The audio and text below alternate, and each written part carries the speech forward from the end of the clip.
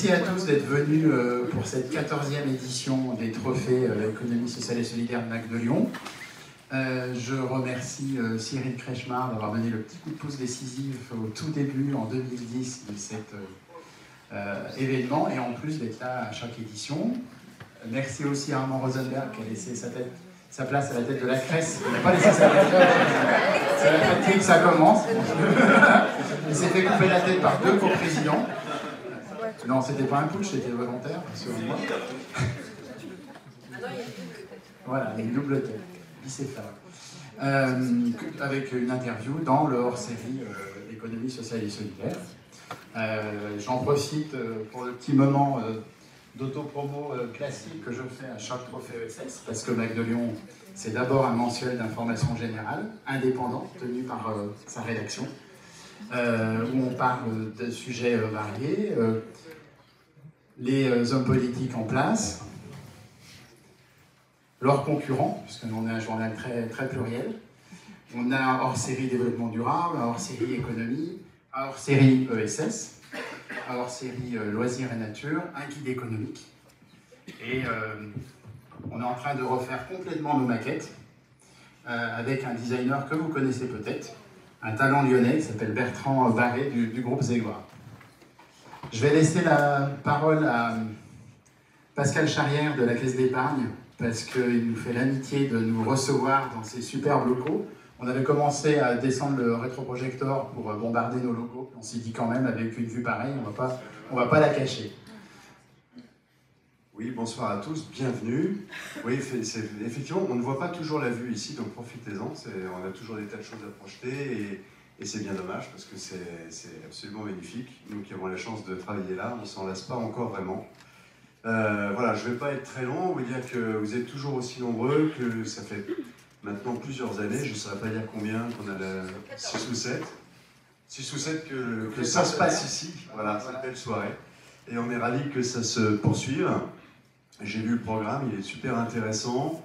Il va y avoir une jolie table ronde. Ensuite, j'ai parcouru l'ensemble des trophées déjà. Et comme d'habitude, on est absolument étonné, émerveillé même de la diversité, de la créativité de tous les projets. Ceux qui ont été récompensés et bien entendu sur ce territoire, tous les autres. Voilà, donc c'est toujours un grand plaisir, une grande joie de voir que l'innovation sociale, l'entrepreneuriat social est toujours aussi vivace à Lyon et autour. J'espère qu'on aura encore plein d'autres éditions avec tous ces projets-là qui vont sûrement vous passionner ce soir. Voilà. Bienvenue et passez une bonne soirée.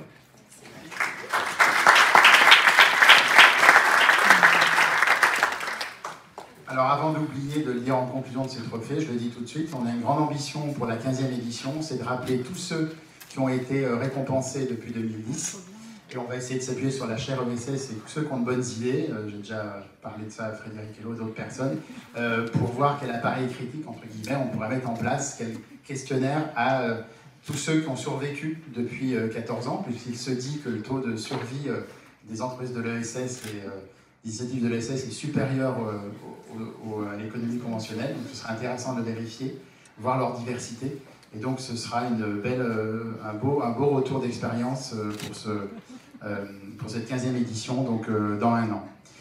Alors je remercie aussi évidemment nos partenaires fidèles comme la Métropole, le Grand Lyon, représentée ce soir par Émile Blum, la CRES, la Chambre régionale d'économie sociale et solidaire, donc doublement représentée par Yannick Lucot et Nicolas Planchon. Nicolas Planchon et Yannick Lucot, je ne sais pas dans quel ordre protocolaire je vous les annoncer.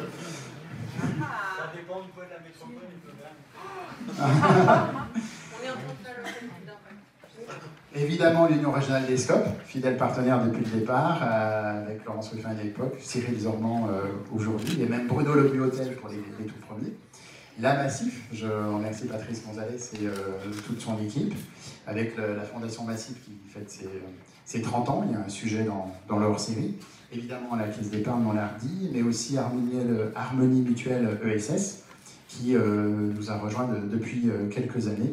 Et vous voyez derrière, encore une précision très importante que je répéterai, ces beaux trophées qui pèsent, hein, ils sont vraiment, je suis allé les chercher personnellement hier à Grenoble, et ils ont été faits par TCS Story, qui est une SCOP, qui fête ses 40 ans.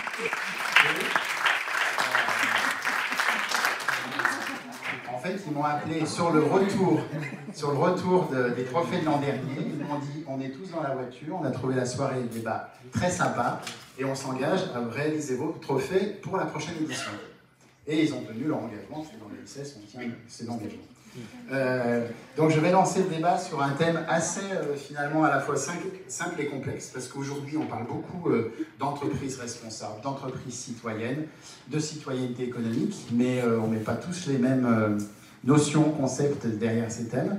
Donc là on a un super panel pour aborder ce sujet, d'autant plus que c'est une des premières fois, je pense, depuis ces trophées de l'ESS, on a ouvert la table ronde au-delà de l'ESS, on va dire, stricto sensu en termes de statut. Donc j'ai le plaisir d'accueillir, si je commence, je suppose, par la plus jeune et la plus éloignée de moi, Sofia Ragmatova d'Entrepreneur for Good, vous expliquerez un petit peu quel est ce mouvement, Emeline Baum, bien sûr, du Grand Lyon, Cyril Zormand de l'Uroscope, Octavie Lérissel des entreprises à mission, Nicolas Planchon de la CRES et Yannick Lucot également de la CRES. Donc ce thème de citoyenneté économique, il est quand même un petit peu difficile à définir, d'autant plus que maintenant, c'était, on va dire, une revendication quelque part, c'était un prérequis, la démocratie interne dans les entreprises, l'implication sur son territoire dans les scopes, mais depuis quelques années, c'est plutôt bien quand même sur le fond, il y a un certain nombre de mouvements qui revendiquent des choses proches sans avoir les statuts de leur scope. Donc j'ai envie, Sofia Ragmatova, de vous donner la parole en premier, parce que de nous présenter, parce que vous êtes aussi une jeune entrepreneur, avec un très beau projet qui pourrait très bien prendre sa place à l'ESS, et qui sait, vous y viendrez peut-être, avec un mouvement qui est un petit peu nouveau, donc il y a Life for Good, Entrepreneur for Good. Expliquez-nous un petit peu sa genèse avant qu'on lance ce débat. Alors, bonjour tout le monde, je m'appelle Sofia, j'ai 25 ans. Et en effet, moi j'ai commencé à entreprendre à la sortie de mes études en partenariat avec Groupama Rhône-Alpes-Auvergne. Donc je suis en innovation à Groupama et je développe un projet impact. Donc on crée une carte ticket restaurant qui favorise une alimentation et une agriculture plus durable. Et donc on est dans plusieurs mouvements, on n'est pas encore dans l'ESS, on espère l'être bientôt, donc je suis avec Maxime qui est au premier rang. Et donc je suis à Life for Good, donc ça c'est un premier mouvement, en fait c'est 50 projets par an, souvent de gens de moins de 30 ans qui s'engagent dans tous les aspects sociaux, économiques et aussi environnementaux. Mais on est aussi à Entrepreneurs pour la planète en tant que projet impact, et on est aussi au mouvement Impact France, donc on cumule pas mal d'étiquettes. Et on espère bientôt rejoindre donc, le mouvement de l'ESS. Et je pense qu'aujourd'hui je pourrais un peu témoigner en tant que personne qui a envie de s'engager à la sortie de ses études et qui a découvert ce monde sous un prisme, le monde de l'impact sous un prisme un peu différent. Et c'est rafraîchissant de voir que voilà, beaucoup de choses et beaucoup d'initiatives existent aujourd'hui. Notre engagement il est sur l'alimentation et l'agriculture durable, plus précisément. Octavie Lérissel, vous êtes les entreprises à mission. Alors, les entreprises à mission, il y a des très grandes entreprises qui ont pris ce statut, d'autres plus petites, et vous, c'est une petite originalité, puisque vous êtes dans la comptabilité. Alors, on a l'impression, on pourrait dire, c'est une caricature, un peu une provocation, mais que les hommes du chiffre, ils doivent dire à leurs clients, votre première mission, c'est de faire des bénéfices. Donc, expliquez-nous un petit peu comment vous êtes venu vers l'entreprise à mission, comment vous avez découvert ça, qu'est-ce qui vous motive, et qu'est-ce que c'est une entreprise à mission, pour ceux qui n'en auraient pas une connaissance exacte. Bonsoir. Oui, alors l'entreprise à mission, on n'est pas du tout dans l'ESS, en ce sens qu'on est dans des sociétés qui sont commerciales, c'est-à-dire qui se créent et fonctionnent au départ uniquement sur financement privé, et qui après se développent en faisant du chiffre d'affaires, tout ce qui est plus traditionnel. Elles sont à mission parce qu'elles ont décidé, et c'est une possibilité qui leur est offerte que depuis 2020 en France, elles ont décidé, et elles le revendiquent juridiquement, qu'au-delà de leur objet social, elles s'assignent une mission avec des objectifs sociaux et ou environnementaux. Et donc cette mission, elle a l'ambition pour les dirigeants qui y vont de contribuer avec l'entreprise à améliorer le monde. C'est-à-dire que le dirigeant qui s'engage dans cette démarche de société à mission, il Il ne renonce pas à faire des profits, mais en revanche, il se fixe comme ambition d'aller bien au-delà de ça, que ce ne soit pas son objectif principal. Et son objectif, ce soit vraiment de contribuer à l'amélioration de notre société. Donc voilà, et nous, donc, en tant que cabinet comptable, donc nous, on est une petite structure, on est effectivement société à mission depuis 2020. Alors pourquoi ? Parce que en fait, la comptabilité, c'est une norme qui, d'une certaine manière, gouverne le monde économique, puisque c'est la comptabilité qui décide de ce qui compte. C'est la comptabilité qui décide de ce qui a de la valeur, notamment dans notre mode économique, qui est de plus en plus financiarisé et de plus en plus déconnecté de son utilité première, qui était de se mettre au service des hommes. Et donc, en tant que cabinet comptable, nous, on revendique le fait d'apporter à nos clients, à travers la comptabilité, à travers le fait de compter d'autres choses que les seuls aspects financiers. On peut compter les capitaux naturels, on peut compter les capitaux sociaux, on peut compter bien d'autres choses, tout un tas de dimensions extra-financières qui, si elles arrivaient à se généraliser, pourraient complètement changer tout le prisme de notre fonctionnement économique. Donc on considère qu'on a un vrai rôle à jouer, et c'est en cela que dans notre cabinet, on commence à vraiment, on a réorienté notre modèle de fonctionnement pour apporter bien d'autres choses à nos clients et aller vers cette prise en compte de ce qu'aujourd'hui on ne compte pas assez. Voilà. Alors, je ne sais pas qui répondra, Yannick Lucot ou Nicolas Planchon, vous arbitrez entre vous, on tirera au sort, voilà. Je crois que je vous ai interviewé, le binôme fonctionne déjà très bien. Donc, première question à vous. La CRES, on dit souvent que c'est la tête de réseau, puisque vous avez de nombreux adhérents, et en même temps, en quelques mots, quel est leur point commun ? Puisque vous n'avez pas d'entreprise à mission à la CRES, mais vous avez, vous avez des scopes, vous avez des associations, enfin certains ici connaissent tout ça très bien, mais pour refixer un petit peu le débat, qui rassemble la CRES ? Bonsoir à toutes et tous, ravi d'être ici avec Nicolas. Vous m'en voudrez pas, Lionel, si je parle un peu de la particularité, de la singularité de la CRES Auvergne-Rhône-Alpes, qui effectivement dispose de, quelle chance, 2 coprésidents. Je le disais, et je crois que je vous le disais la dernière fois que nous avions procédé à l'interview, je crois qu'on est d'accord sur tout. Il n'y a pas un sujet sur lequel on n'est pas d'accord avec Nicolas, c'est un vrai plaisir de partager avec lui cette présidence. Parce qu'en fait, ce qui nous anime, alors si vous, entreprise à mission, je crois qu'on va se voir bientôt, entreprise à mission, ce qui vous anime, c'est de changer le monde. Ce qui nous anime, nous, à la Chambre régionale de l'économie sociale et solidaire, c'est de faire gagner l'humanité. Alors c'est peut-être pompeux. C'est un objectif. Quand on a dit ça, c'est pour ça qu'on est 2, vous imaginez le chantier. Hein. Mais au-delà de ça, de quoi est composée la CRES ? Bien, oui, d'associations et d'associations investies notamment dans le social pour plus de 60%, de coopératives, de fondations, de mutuelles. C'est cette diversité qui fait la richesse de la CRES. Et au-delà des statuts de ces entreprises, je rappelle quand même que la CRES, en tout cas l'économie sociale et solidaire en région Auvergne-Rhône-Alpes, c'est plus de 300 emplois. C'est 29 000 établissements employeurs.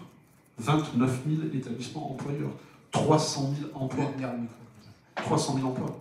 Comment je dois faire ça ? Comme ça. 300 000 emplois. C'est un emploi sur 7 dans le privé. Moi qui viens de l'Allier, du Bourbonnais, pour ceux qui connaissent, c'est le premier employeur du département de l'Allier. C'est 11 000 emplois.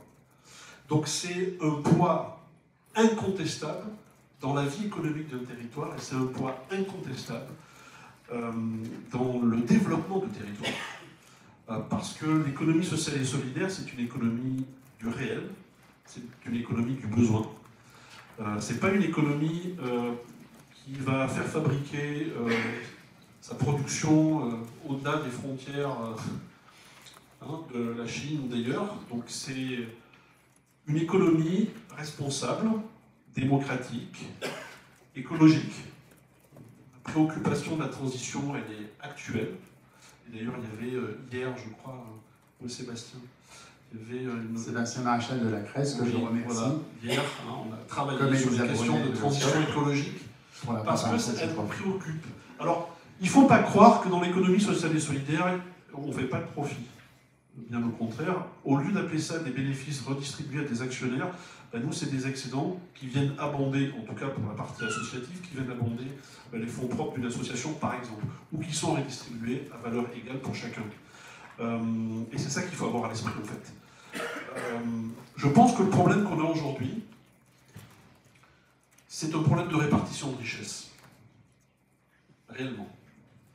Je pense qu'aujourd'hui, malheureusement, les démocraties n'ont pas démontré qu'elles pouvaient répartir la richesse équitablement. Alors, sur cette question très politique, je donne la parole à Émile Baume. Figure de l'économie sociale et solidaire, mais pas seulement, aussi première vice-présidente à l'économie en général du Grand Lyon.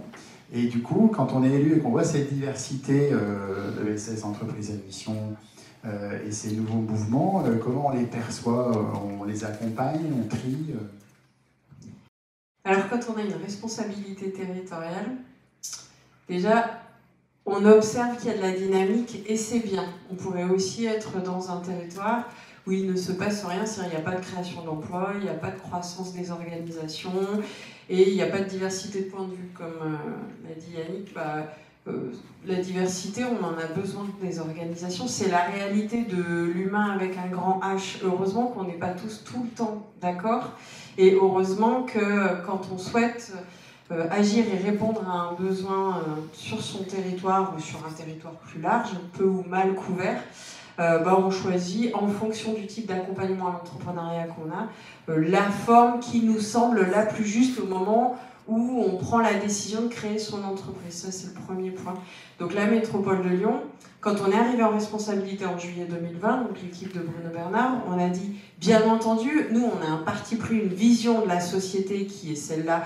On souhaite, en urgence, accompagner la transformation du territoire parce que, mais on le sait tous ici, comme l'a laissé sous-entendre Yannick, il y a de très fortes inégalités sociales qui croissent, il y a aussi de très fortes inégalités environnementales, et qu'il y a deux façons de résoudre ces problèmes locaux, mais qui ne sont que l'expression de grands désordres globaux sur lesquels on n'a pas tous les leviers. Voilà, on a tous un levier en commun qui est le plaidoyer et le vote.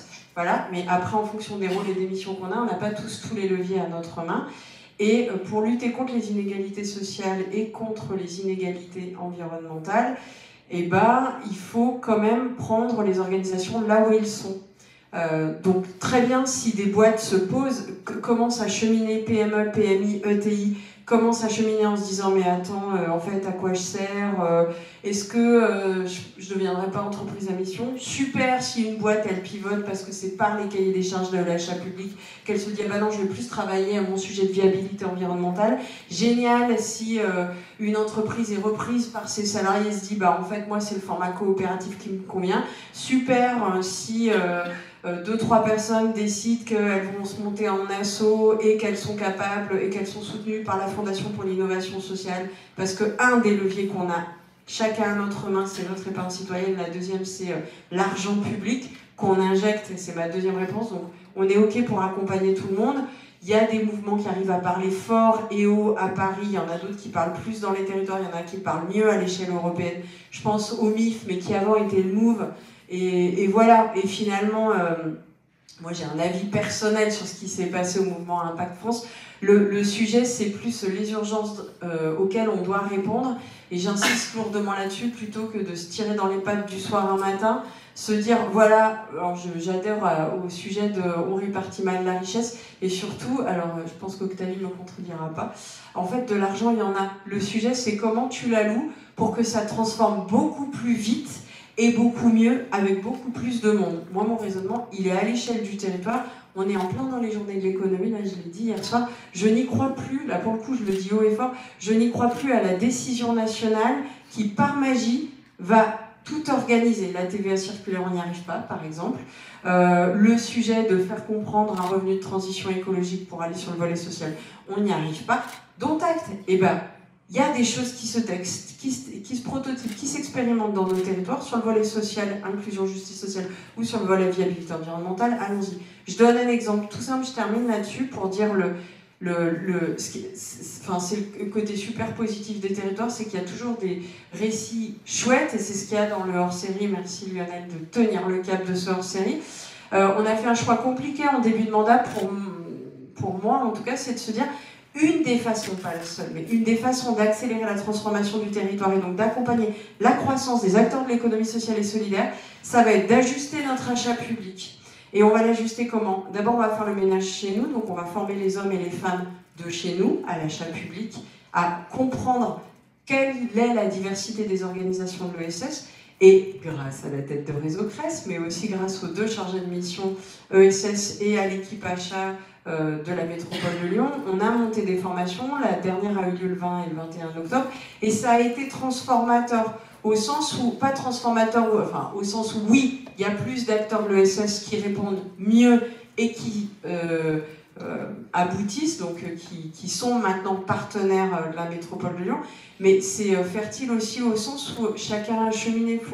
Faut se dire quand même que même si c'est le 14e trophée de l'ESS, il y a encore du boulot de sensibilisation, de plaidoyer, de conviction à faire pour que l'entrepreneuriat efficace, pertinent et utile pour transformer les territoires soit généralisé. Donc, voilà, il y a quand même des progrès. En tant que journaliste, je vois en 14 ans, quand on parle ESS, de moins en moins souvent, on me demande mais de quoi vous parlez, qu'est-ce que c'est des assos, enfin, c'est beaucoup moins. Après, il y a un vrai sujet, mais c'est moins voilà. ma zone de maîtrise, mais il faut le dire, et Yannick l'a laissé entendre, il y a quand même un sujet, c'est pas le débat de ce soir, mais il y a un sujet sur toutes les structures, en particulier d'éducation populaire, qui ne se retrouvent pas dans tout ce que je viens de décrire, qui n'ont rien à faire dans l'achat public, qui, pour le coup, jadis, j'ai 46 ans, ça relevait des sujets jeunesse, sport, cohésion sociale, il n'y a plus de politique publique d'État, et force est de constater que les communes, les intercos, les départements,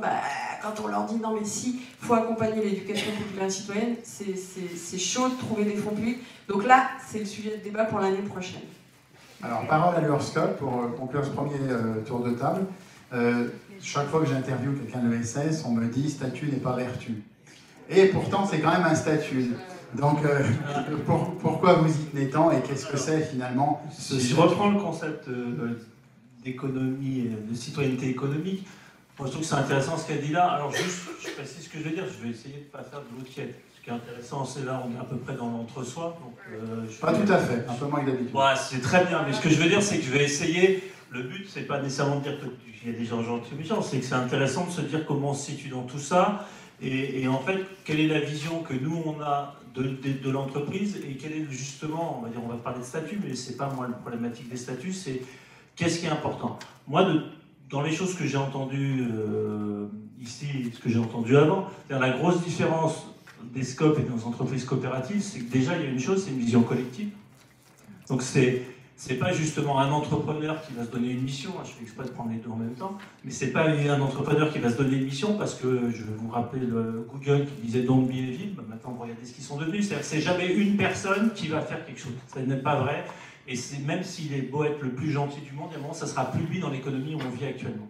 La vraie question que pose, et ça c'est pas les statuts, mais c'est quand même ça, c'est à qui appartient la structure et comment le système peut être vertueux pour en fait faire que, c'est là on a réussi la citoyenneté économique, c'est comment amener les gens dans ce système-là à justement éviter la financiarisation, parce que le système pousse tout le monde, en fait, de fait, à faire ça.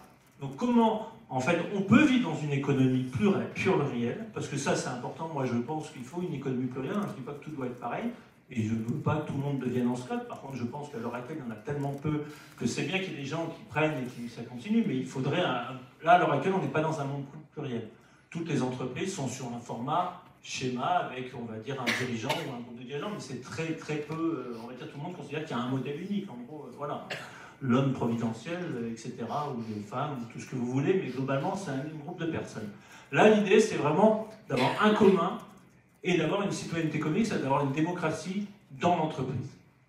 Et ça change de vraiment tout, c'est d'avoir déjà une éducation sur savoir lire les comptes, je suis d'accord. Ce que vous avez dit, c'est important, c'est-à-dire que tout le monde doit pouvoir comprendre les comptes de son entreprise, tout le monde doit pouvoir décider dans son entreprise.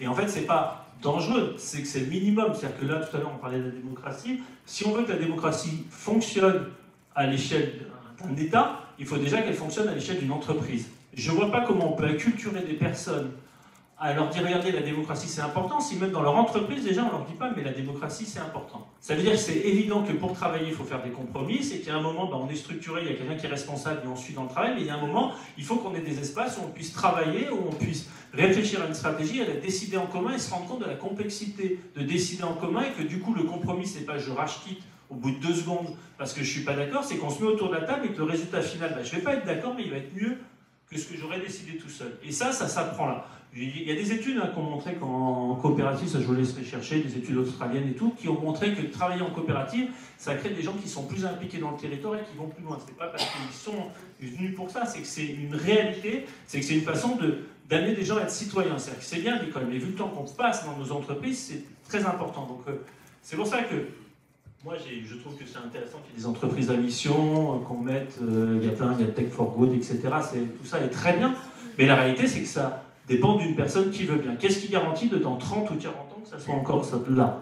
Si on veut garantir, pour moi, c'est là où il faut trouver des systèmes qui font que quand les gens ils rentrent dans un système, ils arrivent à dire, ben voilà, il faut que ça soit démocratique, il faut que ça soit un commun qui appartient aux salariés, il faut toutes ces choses-là. Donc c'est pas que le statut, c'est aussi une logique qu'il y a derrière qui garantit quelque part une pérennité sur le long terme et qui n'est pas juste sur le bon vouloir d'un groupe de personnes ou d'une certaine personne ou d'une mission que je me suis donnée, mais qui de toute façon, dans 10 ans, ne sera pas la même. Et donc, qui le décide et comment on le décide. Et l'enjeu, il est là. Et l'enjeu, il est là avec tous les enjeux, ce qu'on a dit avant, politiques, économiques et financiers.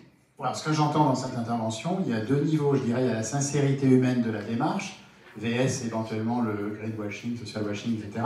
Et puis il y a aussi les indicateurs pour déterminer qu'une entreprise est citoyenne. Vous parlez d'une citoyenneté économique. On a entendu la démocratie interne, on en a entendu, etc. Et qui se retrouve quelque part constitutionnalisé dans les statuts d'une SCOP. Essayer de faire court pour ne pas monopoliser la parole. Sur les indicateurs, on peut avoir des indicateurs de citoyenneté. Moi, personnellement, je vais répondre là, pas au nom de l'UE.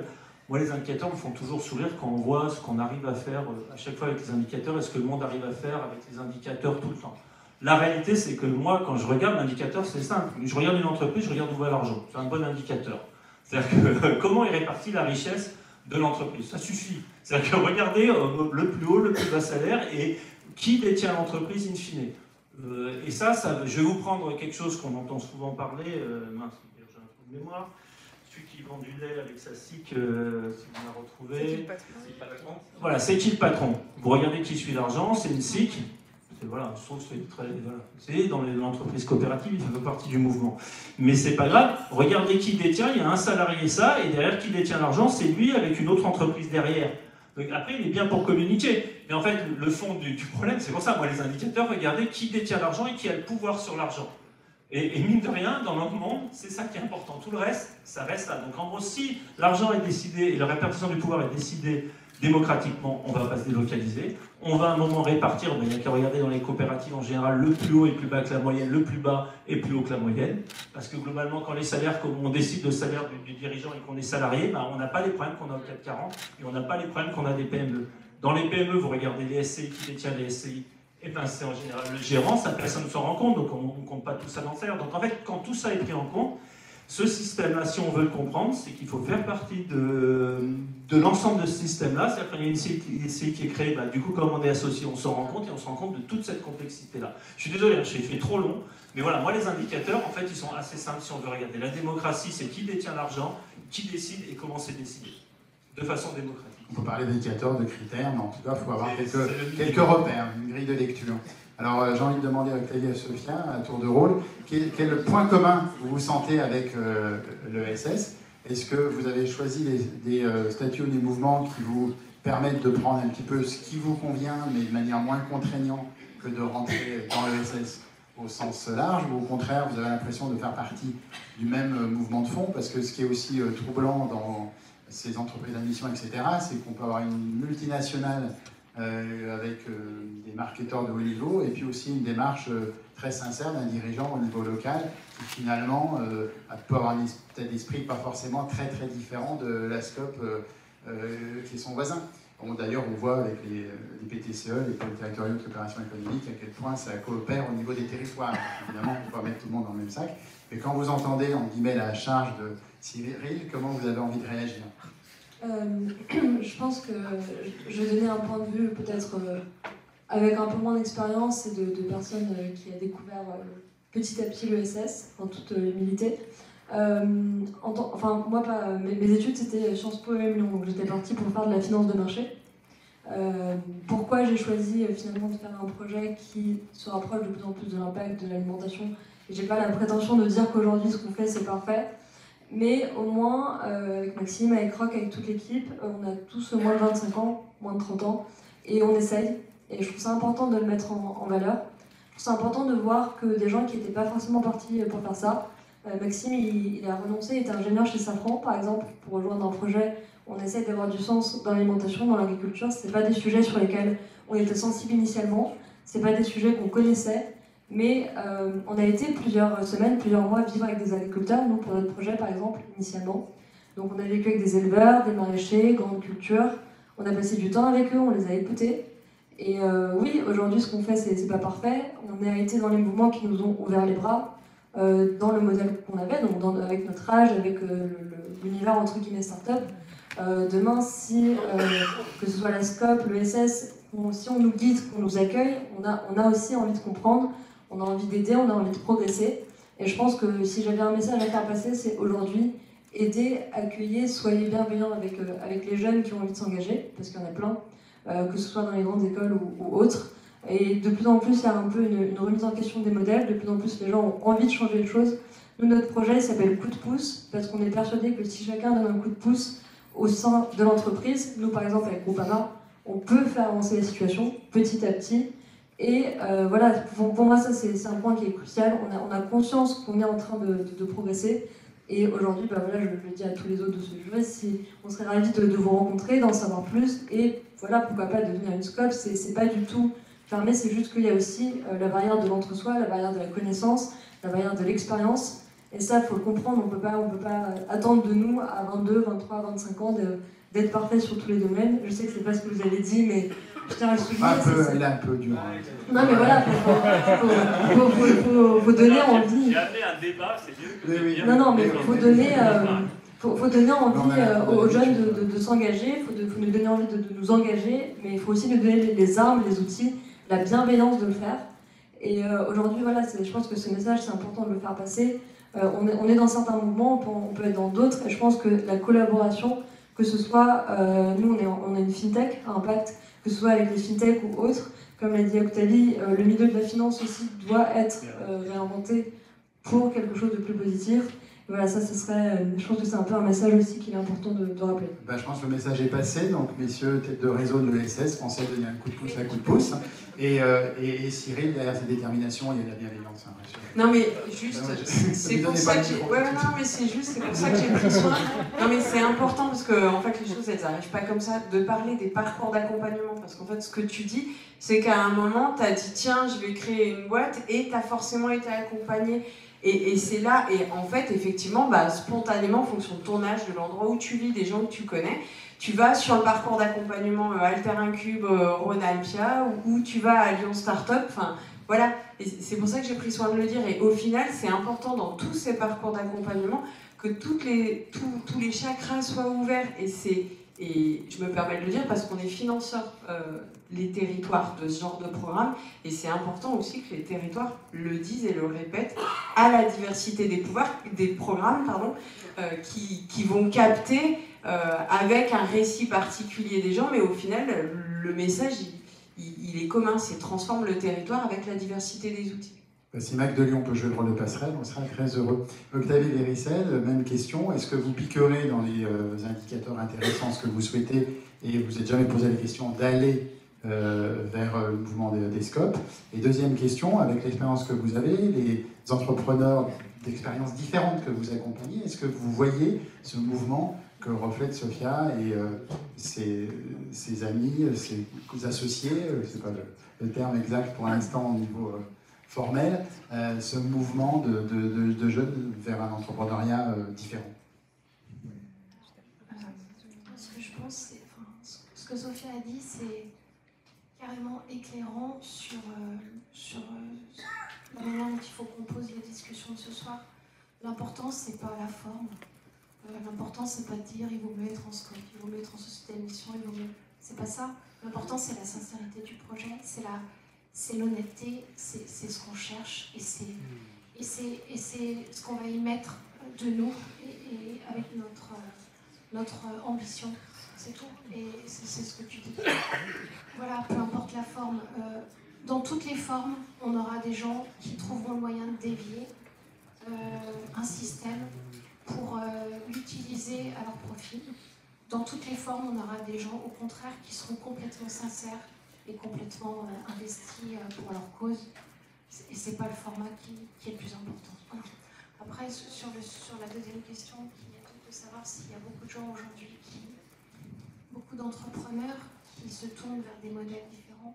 Mais oui, on a en création, il y en a beaucoup. Et c'est comme ce que disait Emeline, il y a une palette qui est là. Et puis, tant mieux que chacun puisse prendre un modèle. D'ailleurs, un modèle, il n'est pas éternel, on peut le changer, on peut évoluer, on peut aller après vers d'autres horizons selon les rencontres qu'on fait. Et puis c'est ça qui fait la vie aussi, c'est de pouvoir progresser à chaque fois. C'est exactement le témoignage de Sophia. Voilà. Nicolas Planchon, on a l'impression qu'il y a un débat entre sincérité et formalisme. Ouais. Comment vous accueillez Sophia qui a l'air de taper aux portes de l'ESS? Ouais, la porte est ouverte, Sophia est bienvenue. On laissera nos cartes.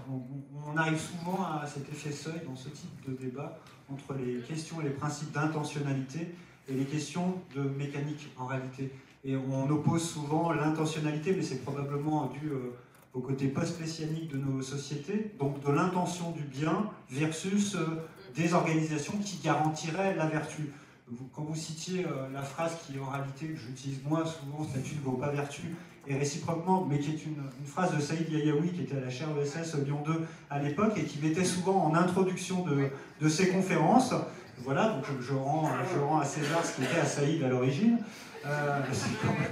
C'est quand même important se dire que à la Cresse, puisqu'on est une famille multi-acteurs et très hétéroclite, y compris dans les mécaniques statutaires, on nous l'a fait hier remarquer, on était en instance régionale paritaire, donc à la fois avec des représentants de l'UNEDIC, des OS, des organisations syndicales, et on faisait une présentation de ce qu'était l'ESS dans le territoire Aura et au-delà. Et la réponse de certains militants d'organisations syndicales, c'est qu'ils ne voyaient pas la compatibilité entre des militants SCOP et SIC, tels que Cyril, tel que je suis aussi, puisque je suis issu du mouvement SCOP, et tels que des représentants de la CERA, puisque vous nous faites l'honneur de nous accueillir. Et qu'ils avaient du mal à raccrocher les wagons de ces mondes-là. Donc même à l'intérieur de la famille ESS, cette question de l'hétérogénéité rend la lisibilité difficile, notamment pour des porteurs de projets ex nihilo. Et que c'est absolument vrai, c'est toujours et souvent des concours d'opportunités en fonction de ce qui se trouve comme porte d'entrée et porte d'accueil dans le territoire. Et c'est pour ça qu'à la Cresse,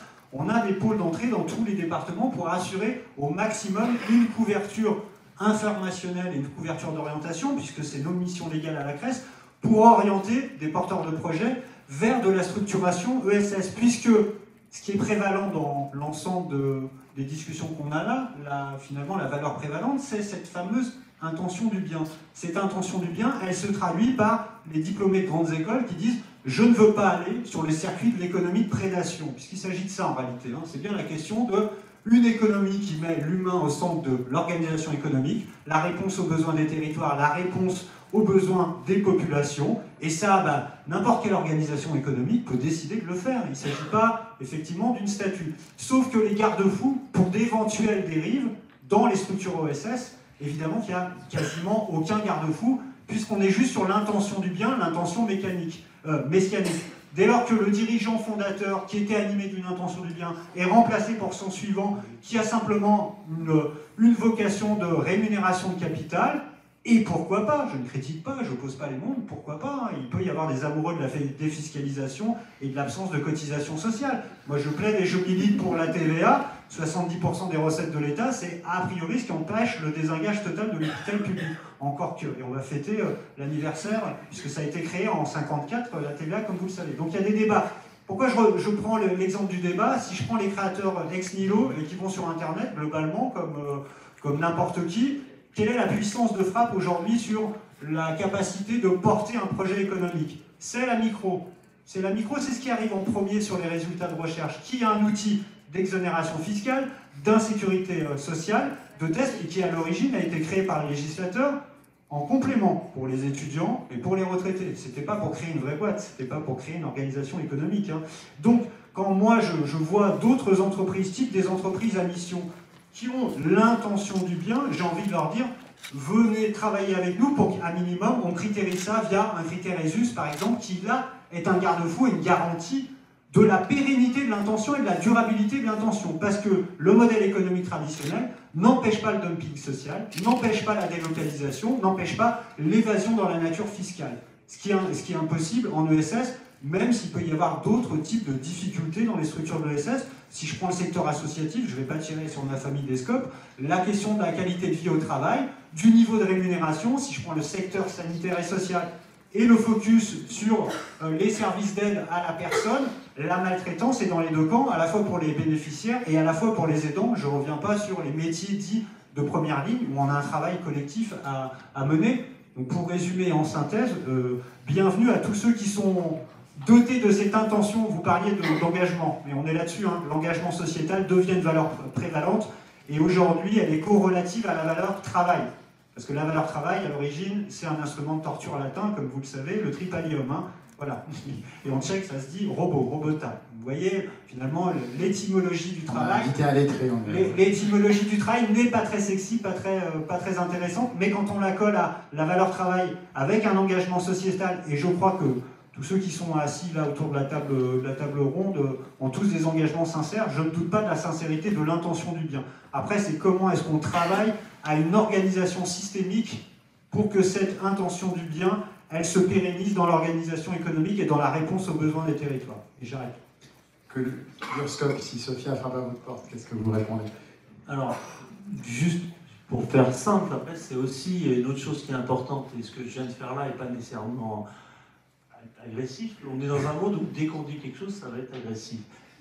Mais en fait, c'est une autre chose qui est importante, on va dire, c'est justement l'art du débat. Et en fait, une chose qu'on apprend aussi en coopérance, c'est qu'on a le droit d'être pas d'accord, et en fait, il faut savoir le dire. Et en fait, des fois, il vaut mieux poser ses intentions qu'elles soient fortes. Du coup, c'est vrai ce que j'ai dit, elles sont fortes. Donc, du coup, les gens vont dire, oulala, qu'est-ce qui passe?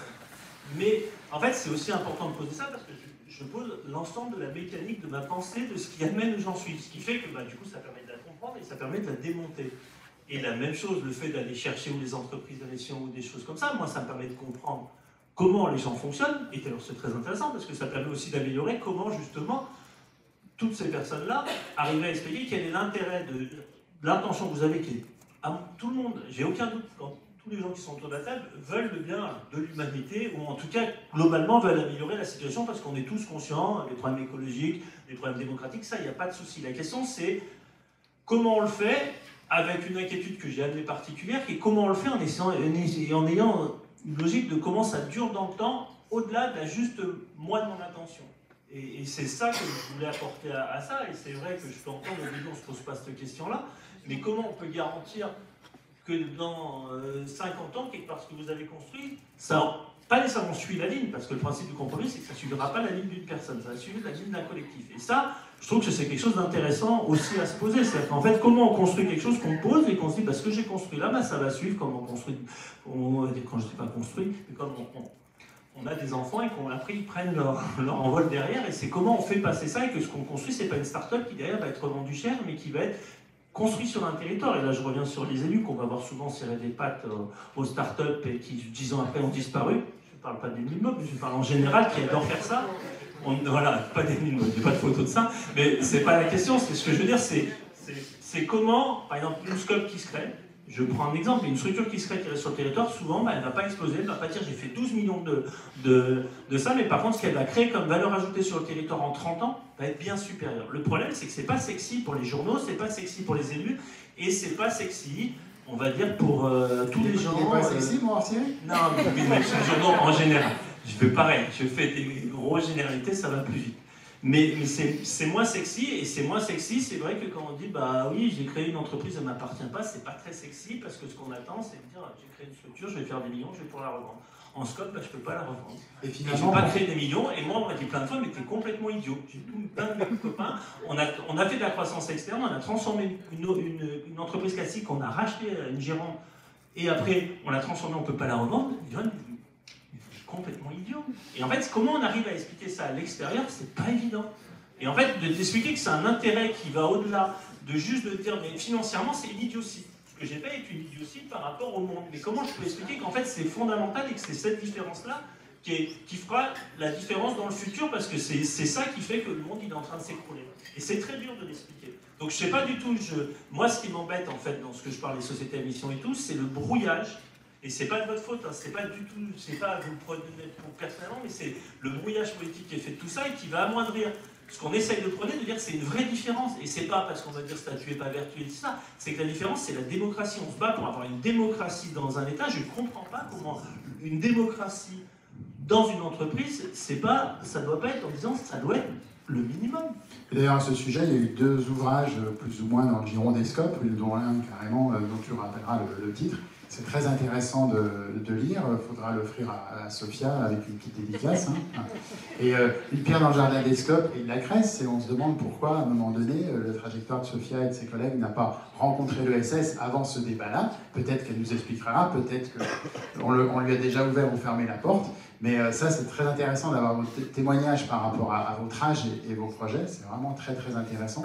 Encore plus que le débat, j'allais dire, conceptuel, parce qu'on est dans le réel, puisque quelqu'un parlait d'économie du réel pour l'ESS.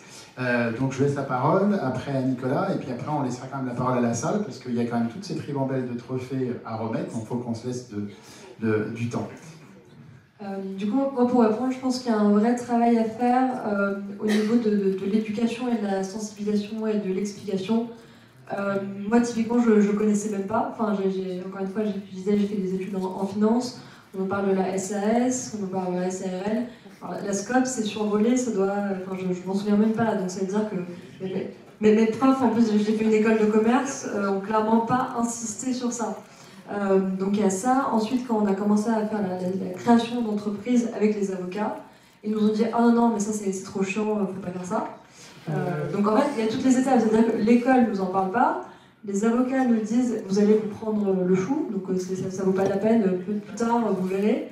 Et ensuite, on essaye un petit peu de faire des conventions, mais il y a aussi la barrière de l'âge, on ne prend pas forcément au sérieux. Donc en fait, il y a des montagnes de choses qui font que l'école ne nous aide pas forcément, les avocats ne nous aident pas forcément. Quand on rencontre les fonds d'investissement ou qui que ce soit, parce qu'on essaie de comprendre, nous aussi, quand on crée notre entreprise, en fait, tout le monde va avoir tendance à soit pas nous en parler, soit nous déconseiller.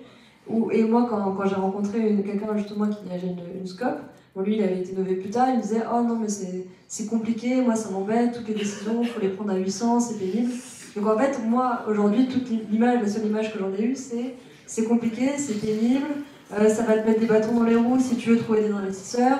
Et là, je rejoins, ça veut dire que ça ne vend pas du rêve, objectivement, je me dis, et ça, c'est aussi un truc à reconstruire, à déconstruire, je ne sais pas. Et il y a une question d'éducation, c'est, moi, en fait, je me demande pourquoi je ferais ça, en fait. Et je suis certaine qu'il y a plein de bonnes raisons, mais aujourd'hui, elles sont pas... c'est pas celles qu'on me donne en premier. Et pour aller dans votre sens, n'imaginez pas par rapport dans les médias en général, parce que j'ai l'occasion de collaborer évidemment à d'autres journaux comme Mac de Lyon, même si j'y suis à 200%, et il y a quelques années, un magazine national cherchait les gens qui font bouger l'économie lyonnaise. On va dire la précédente majorité avait donné un listing de start-up. Ils me consultent pour un sujet politique. Je dis au fait, l'économie, l'ESS, oh là là, l'ESS, mais c'est compliqué, on aimerait bien, mais c'est tellement compliqué. Je les ai convaincus de glisser un certain Armand dans leur voilà. Je dis, vous verrez, ça peut bien se passer. Et puis après, quand j'ai vu, il l'avait retenu dans les gens qui font bouger l'économie lyonnaise. Mais c'est effectivement, il y a un préjugé de complexité, de tout un tas de choses. Et voilà, alors, je sais que vous êtes brillant et bavard, donc je vous laisse... Je vous demande d'être un peu concis pour laisser les... Non, mais pour laisser... On débordera un petit peu, mais pour laisser aussi la parole à la salle, parce qu'on a la chance, comme vous l'avez dit tout à l'heure, d'avoir un beau panel, et je pense que c'est très intéressant que ceux qui le souhaitent puissent vous poser des questions directement. c'est pas juste des préjugés. Il y a des gens qui ont très bien compris ce qu'on représente et ils le disent sciemment. C'est-à-dire que moi, quand j'ai créé Mascope, on m'a dit, j'ai voulu le créer, on m'a dit c'est une secte. Et là, il y a des gens qui savent très bien pourquoi ils le disent. Il ne faut pas se tromper, c'est pas juste des gens qui ont mal regardé. C'est un peu, on va dire, c'est prendre les gens pour plus bêtes qu'ils sont. Il y a une partie, ils savent très bien ce qu'ils font. Ouais, petit complément, je partage ce que dit Cyril, hein, c'est-à-dire qu'il y a, alors, on doit travailler, je ne reviens pas sur ce qu'il a dit, il y a évidemment des vraies stratégies du néolibéralisme pour lutter contre toutes les structures et tous les mouvements de l'ESS, parce que on n'est pas compatible avec l'économie ultralibérale et l'économie de la prédation.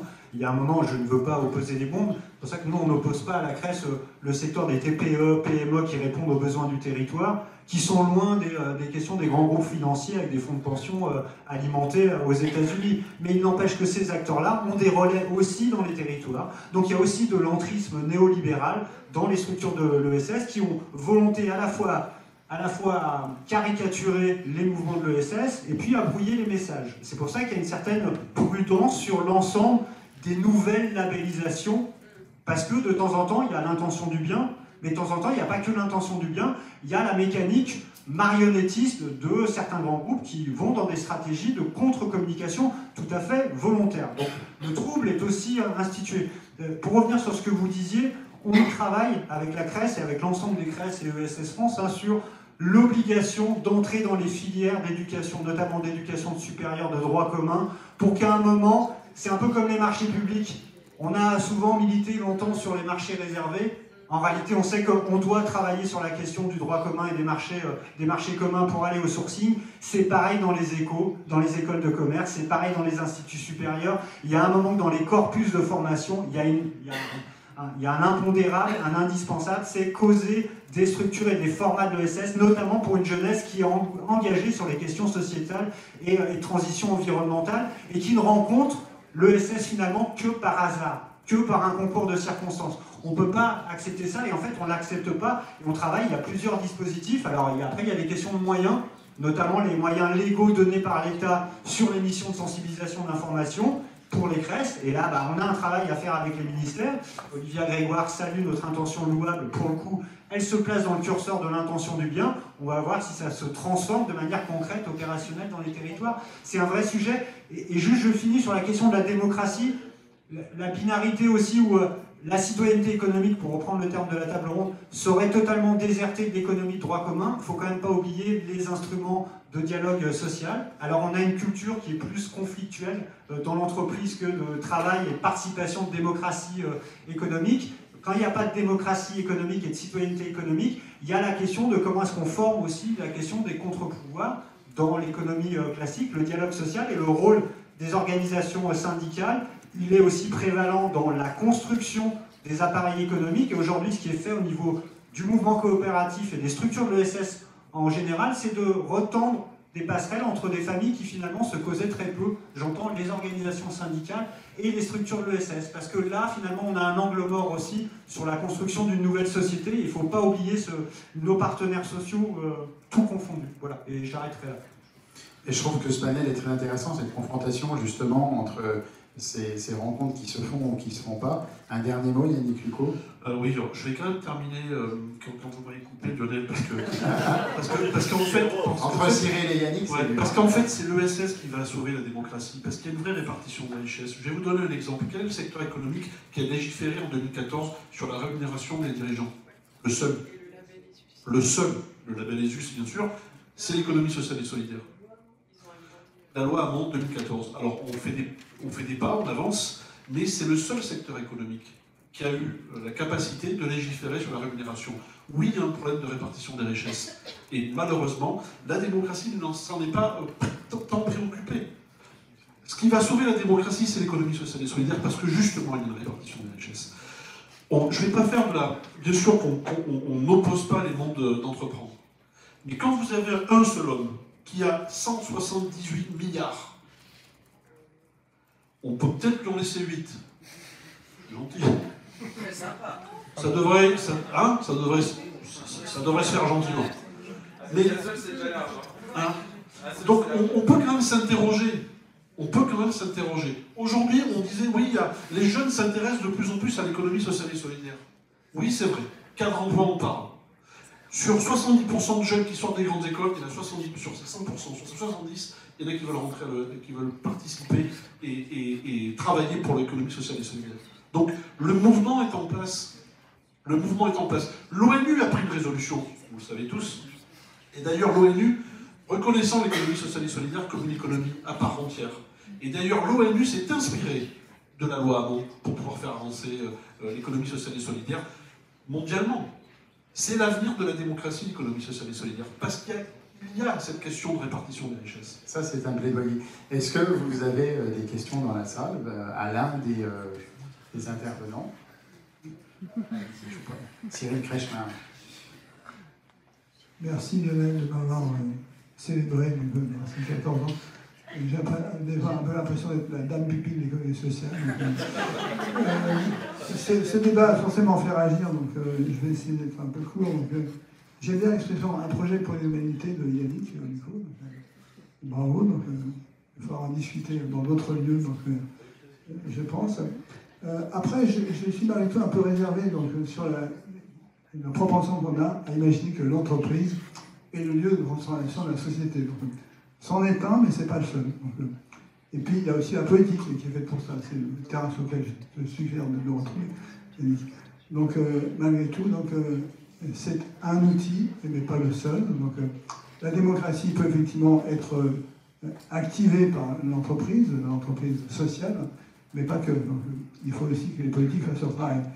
Et à une heure où on s'inquiète un peu sur les prochaines échéances, où donc les idéologies de nationalisme, de populisme, de rejet de la diversité sont plutôt inquiétants et où ce ne sont pas forcément les idéaux que nous partageons au sein de l'économie sociale, je crois qu'il faut s'inquiéter. Après, je souscris à ce qui a été dit sur la jeunesse, effectivement, donc, moi qui suis vice-président d'Envie, donc on a une tétrachier de diplômés de grandes écoles qui viennent toquer à notre porte parce qu'ils veulent quelque chose d'autre, quelque chose qui porte du sens, qui crée du bien. Donc on en est heureux, c'est très bien. Donc, mais je pense que donc, malgré tout, donc, j'ai une conclusion que j'ai mangée. Pardon. Bah, tant pis, il n'y aura pas de conclusion. Hop. On se retrouvera au cocktail après pour faire la conclusion. Est-ce qu'il y a d'autres questions, monsieur? Moi, c'est pas une question, c'est une remarque surtout. L'éducation à l'ESS, ça ne concerne pas que le supérieur. C'est dès la maternelle carrément, adapté évidemment. Il existe dans le second degré un dispositif, ceux qui ne le savent pas, j'en informe et j'insiste là-dessus, qui s'appelle Mon entreprise sociale et solidaire à l'école, qui consiste au cycle 4 des collèges et dans les lycées, à créer une mini-coopérative, mini-mutuelle ou mini-association. Ça donne des projets super intéressants pour les jeunes et à travers ça, justement, ils font l'expérience de la démocratie. Et dans les animations qu'on fait dans les collèges et les lycées, avec l'ESPER, avec lesquels on met en œuvre ces projets, on insiste justement sur la démocratie et sur la coopération. On a des plages d'animation sur la coopération pour faire réfléchir et faire en sorte que les jeunes, quand ils créent leur mini-entreprise, ils soient vigilants sur ce qu'ils font et qu'ils aient une réflexion justement sur la coopération et sur la démocratie en entreprise. Des questions? La conclusion est retrouvée? Juste pendant ce temps, mon ESS à l'école qui fait partie des dispositifs historiques et qu'on doit encore déployer, et là puisqu'on est tous hyper positifs et qu'on a l'impression qu'on va changer le monde, je vais ramener au réel. Dans les collectivités, on expérimente dans plein de collectivités locales, d'ailleurs tout port confondu, les conseils d'arrondissement des enfants. Et les résultats des conseils d'arrondissement des enfants, il y a une propension pour le changement paradigmatique, pour aller vers la solidarité, du social, de l'environnement, c'est 100% des CAE, dans tous les territoires de France. Après, quand ils vieillissent et qu'on regarde ce qui arrive dans les urnes, je suis un peu inquiet. Les enfants vieillissent mal, des fois. Non, mais après, il faut dire, c'est le temps que si on... Ça y est, j'ai retrouvé. Pour finir, juste sur la dimension démocratique, moi, je trouve ça sympathique, une entreprise de mission. Donc, ça permet donc, à tout un tas de secteurs économiques qui étaient jusqu'à présent plutôt centrés sur le profit, de s'intéresser à autre chose, notamment au bien commun, justement, à la solidarité, à l'écologie, donc tant mieux. Mais donc, malgré tout, donc, là aussi j'ai encore perdu mon... Donc, malgré tout, donc, je constate que les entreprises que j'accompagne, notamment via Ronalpia ou d'autres structures, qui se targuent d'être des entreprises solidaires, donc, sont supportées par des entrepreneurs qui ont un peu de mal à imaginer que le collectif de travail soit vraiment un collectif de partage. Donc, et pour les entreprises de mission, c'est un peu pareil. Donc, quand on creuse un peu les différents critères qui permettraient de reconnaître ces entreprises de mission comme des entreprises solidaires, le critère qui, à tous les coups, fait défaut, c'est celui de la démocratie interne. Donc, il y a un vrai travail à faire là-dessus. Pour les entrepreneurs, pour l'insertion par l'activité économique aussi, il faut qu'on regarde dans notre propre jardin. On n'est pas très bon en matière de coopération, on en parlait avec Cyril tout à l'heure. Donc, il y a très peu de scope dans l'IAE, c'est dommage. Donc, et pour les entreprises de mission également. Merci. Merci. Donc, on va passer, je pense, pour cette dernière question, à la remise des trophées. Donc là, c'est la dernière. On va être raisonnable vu la richesse des lauréats de cette année. Bonsoir, j'ai une question courte. Plutôt pour les collectivités, pour l'Ursscope, si vous identifiez et témoignez de plus en plus de collectivités qui s'engagent dans des cycles, laissent la porte ouverte justement à des instances publiques. Voilà, on voit, nous en tant que SIC, on se voit encore confrontés à des collectivités qui ne veulent pas rentrer pour des conflits d'intérêts et autres. Donc c'est de voir justement comment les collectivités s'emparent de ce modèle économique, de ces statuts. Moi, je réponds du tac au tac, mais côté collectivité, sachant que j'ai une casquette France urbaine nationale où on débat, en tout cas on se tient au courant entre élus gauche-droite et techniciens des sujets ESS, vous avez raison, il y a de plus en plus de collectivités qui rentrent dans des SIC. Moi, je n'en connais pas qui ont refusé pour des questions. Je connais une collectivité que Yannick connaît bien, comme ça je la nomme pas, qui n'a pas voulu rentrer dans une SIC de mobilité. Et il n'y avait pas de conflit d'intérêt, mais je veux bien parler en parallèle. Moi, j'ai le sentiment que ça croît, qu'il y a de la compréhension, et voilà. Mais je veux bien essayer de donner des tuyaux pour que ça chemine. Bien, bah merci à tous. Je pense qu'on peut tous les applaudir.